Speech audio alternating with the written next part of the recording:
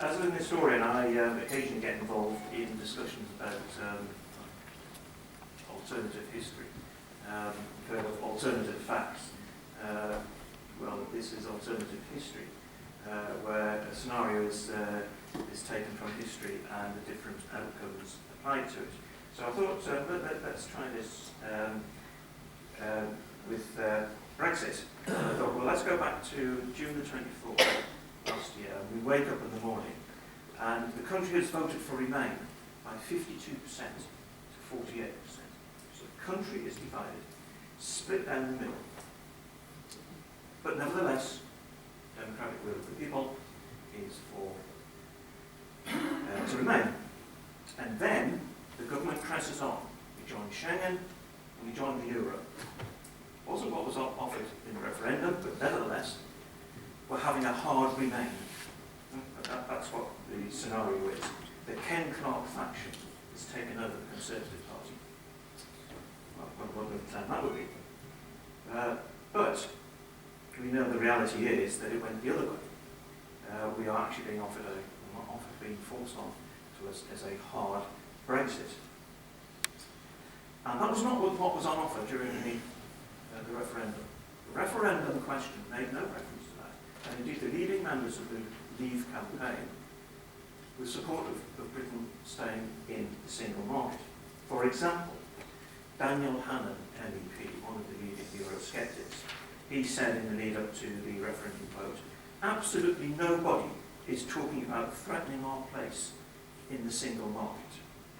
Nigel Farage said this ironically. He said, wouldn't it be terrible if we were really like Norway and Switzerland? Really? He said. They're rich, they're happy, they're self-governing. Also, they're in, or one of them is in the single market. Owen Paterson, he said, only a madman would actually leave the market. And Luke Johnson, one of the directors of Folk Leave, he said, we have a great independent future, just as countries like Norway and Switzerland enjoy. Norway in the single market, Switzerland almost, but not quite, in the single market. And Aaron Banks, the financier of UKIP, he said, increasingly, the Norway option looks the best for the UK. In other words, Britain in the single market. So that's what we were offered during the referendum. And we are now a divided nation. There's no doubt about that. And it's absolutely right that the government should address the demands of the 52% who voted for Leave. But the concerns of the 48% who voted Remain need to be addressed as well. It's nearly half the nation. And indeed, politically, within our country, there's only ever once been, since the Second World War, a party that has ever got 48% of the vote. It was actually in the 1950 election. It was two parties, actually. Conservatives on 48, Labour on 48.8. Bizarrely, Labour lost the election to the Conservatives, but that's just that's supposed to be. But the point is that if you lose a general election, you don't give up on what you fight for. It's not the case that you would say to the government, well, we didn't vote for you, but we're just going to lie back and accept everything that you're going to throw at us because you won the general election. You actually fight for what you believe in. And indeed, that has been the story of the last few months. Because it was the people who forced the government to take Brexit to Parliament. It wasn't the politicians, it was the people, by taking this to court. And it was a cross-party alliance of MPs from all parties, and I have to say also from the Conservatives as well, as Labour, Lib Dems, SNP and so on, who forced the government's hand to give us a white paper that they initially refused to give us. But I have to say that in terms of the official Labour line, there has been a wall of silence. The walls are now the great fashion.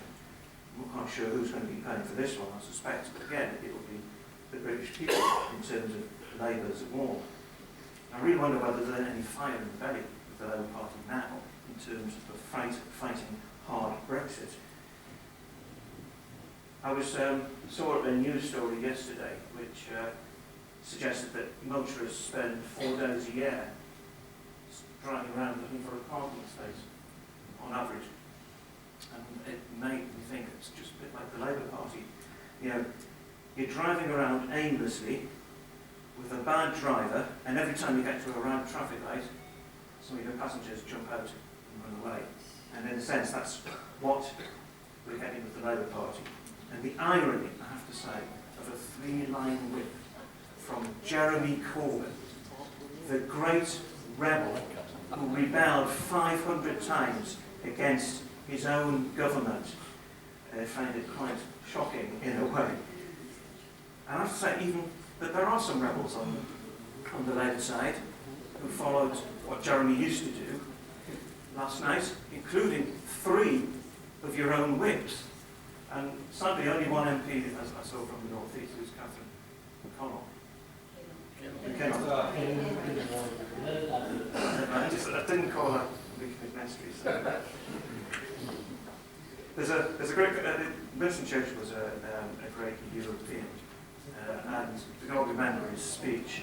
You know, we'll fight them on the beaches, we'll fight them on the landing grounds. Well, Labour's new rewrite of that, and unusually for Labour, it's actually shortened it down rather than expanded it, which is my number experience in Labour, which is we shall not bother fighting, we'll simply surrender. Because what happened last night was that you abandoned your front line of defence. The people had got us the opportunity to put barriers in the way to hard Brexit.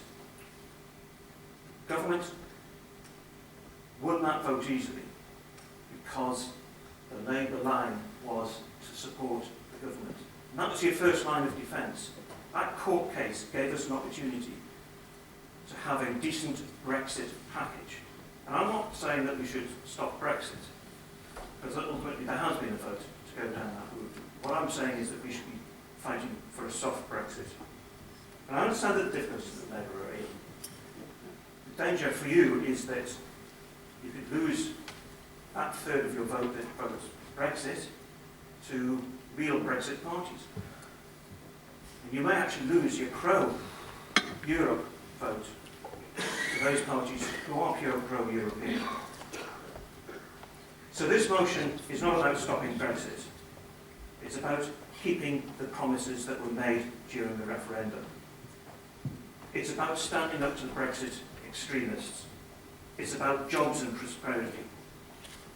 And it's about fighting for a future that's actually worth fighting for. And I therefore urge you to support the motion and support soft Brexit. Thank you. Is that seconded?